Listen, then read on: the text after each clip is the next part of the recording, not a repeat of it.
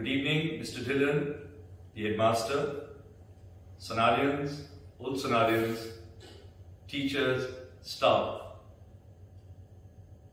I congratulate you and wish you the best on the 174th Founders. I also like to convey gratitude on conferral of the Old Sanarian Achievers Award for 2021.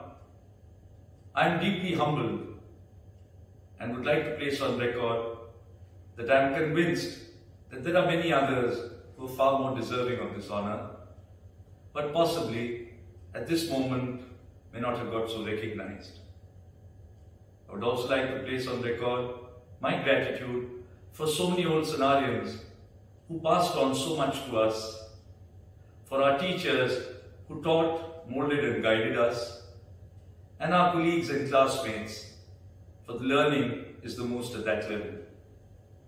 But learn what? What is that essential set of values and qualities that Sana passes down year after year? The spirit of Sana, which we've all been so privileged to have imbibed. Fight the good fight. Never give in. For you may not win, you'll yet come in if you stick it still. So thank you. Sana and the armed forces have had a connect as old as our school itself. I believe in the forthcoming coffee table book, we will see a little bit of this.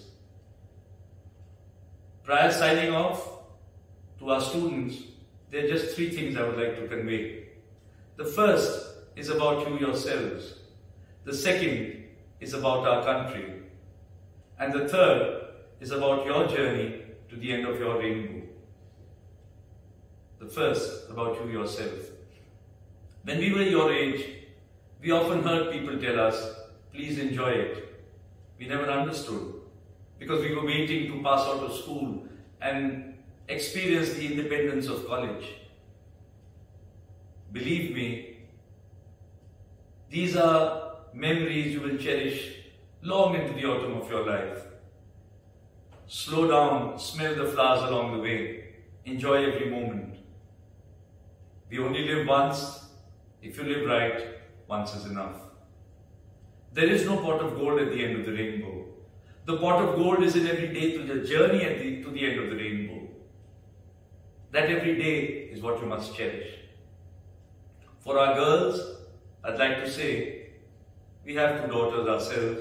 I think I'm very proud to be an Indian. We offer so many opportunities to our girls. I think in January, the coming January, the NDA examination too is open to girls. Go forth and charter your own destiny. I'm convinced it is our girls, our ladies, our mothers who are the strength of the fabric of our society.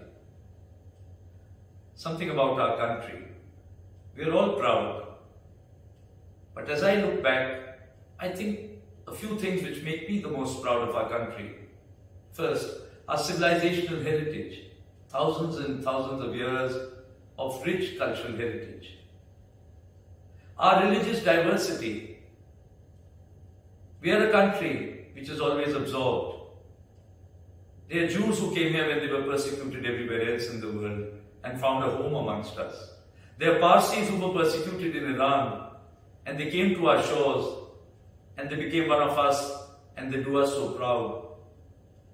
We are the fountainhead of Sikhism, Buddhism, Jainism.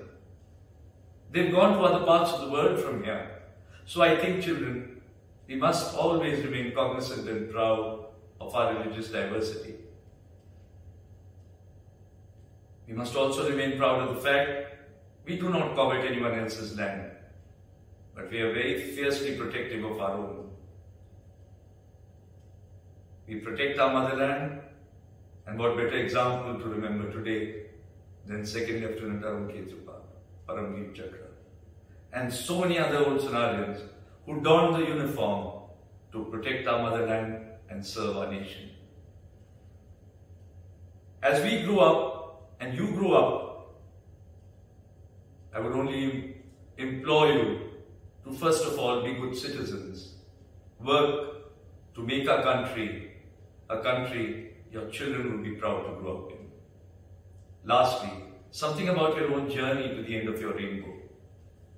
Friendship, it's wisely said, is nurtured in solitude, but character is formed in the stormy billows of the world.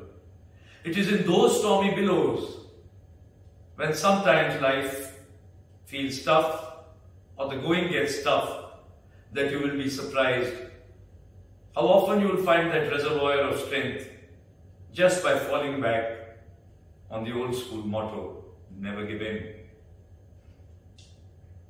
So therefore, I'd like to conclude just by saying, thank you, never give in, Jai Hind.